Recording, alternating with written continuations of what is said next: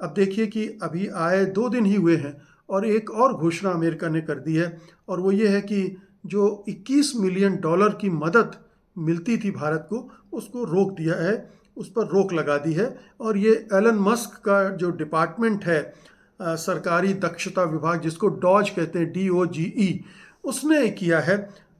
अमेरिकी सरकार खर्चे घटाने की मुहिम में लगी हुई है। एलन मस्क को डॉज का इसीलिए सर्वे सर्वा बनाया गया कि वो इसी तरह से खर्च में कटौती करें।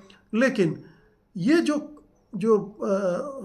रियायत, ये जो मदद आती थी, वो भारत में मतदान का प्रतिशत बढ़ाने के लिए आती थी। हालांकि ये बहुत क्वेश्चनेबल है कि अमेरिकी सरकार भारत में मतदान के प्रतिशत को बढ़ाने के लिए धन दे और उस तरह से जाहिर है कि चुनाव को भी प्रभावित करने की कोशिश वो कर रही होगी, कर सकती है कम से कम, अगर सीधे तौर पर ना कहें तो।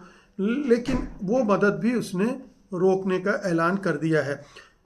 तो अब ये कई तरह से हमले हो रहे हैं और अब बहुत स्पष्ट होता जा रहा है कि मोदी जी की वो हैसियत नहीं रही है और ये बहुत ही नुकसानदेह भारत के लिए होगा। सवाल ये है कि भारत के में रहने वाले जो अंधभक्त हैं, उनकी आंखें खुलेंगी कि नहीं। वे तो डोनाल्ड ट्रंप की जीत के लिए हवन कर रहे थे। उनकी तस्वीरें आपने देखी होंगी, वीडियो देखे होंगे सोशल मीडिया पर। उन्हें लग रहा था कि ट्रंप आएंगे तो वो हमारे मोदी जी के दोस्त हैं, और जो भी आफत आ रही थी भारत सरकार पर, चाहे वो हिंडनबर्ग की रिपोर्ट से आ रही हों या बहुत सारे ऑर्गेनाइजेशन या मीडिया के ज़रिए रिपोर्ट छप रही थी, नकारात्मक खबरें आ रही थी, तमाम अडानी के बारे में तो आ ही रही थी, दूसरे मामलों में भी आ रही थी, वो रुक जाएंगी और उससे ट्रंप जो हैं वो सब संभाल लेंगे। अब ट्रंप संभालने के बजाय बिगाड़ रहे हैं और हर तरह से घेर कर भारत को परेशान करने की मुहिम में जुटे हुए हैं। तो टैरिफ का मामला तो अभी खुलने वाला है, अभी खुलेगा।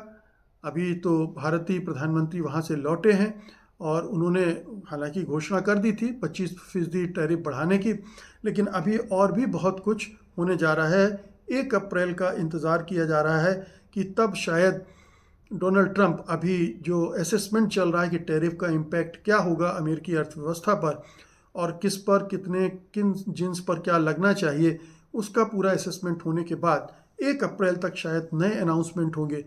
तब समझ में आएगा कि भारतीय प्रधानमंत्री जो भागे भागे अमेरिका गए थे, वो वहाँ क्या करके आए हैं, कुछ कर भी पाए हैं या नहीं कर पाए हैं, या ट्रंप ने उन्हें घुमा फिरा कर लौटा दिया है।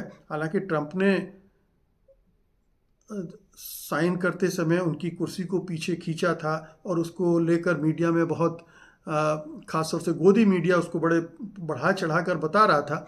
लेकिन सब जानते हैं कि कोई भी शासनाध्यक्ष आता है तो वो उसके लिए वो करते हैं, उसके भी वीडियो मौजूद हैं।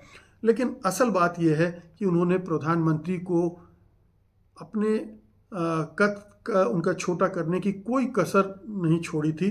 प्रेस कॉन्फ्रेंस में उन्होंने जिस तरह से उन्हीं के सामने रेसिप्रोकल टैरिफ की बात कही, बिल्कुल खरे शब्दों में, और प्रधानमंत्री नरेंद्र मोदी कुछ नहीं कर पाए।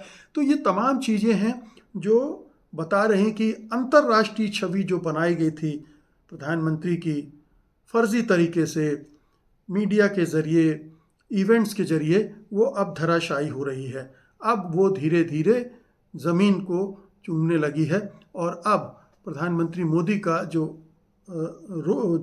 कद हिंदुस्तान के अंदर था, जिस तरह से वो गिरा है 2024 के लोकसभा चुनाव के बाद से, उसी तरह से अंतर्राष्ट्रीय स्तर पर भी उसमें बड़ी बुरी तरह से गिरावट आई है और अब आती जाएगी। बहुत बहुत शुक्रिया आपका, धन्यवाद, नमस्कार। राजनीति अच्छी भी होती है और बुरी भी।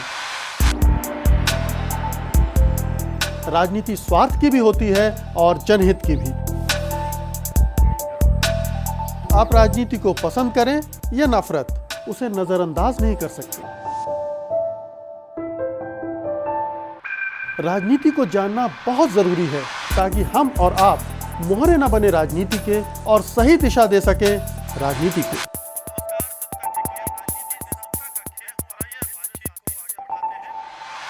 इसीलिए देखिए राजनीति खेल सत्ता का।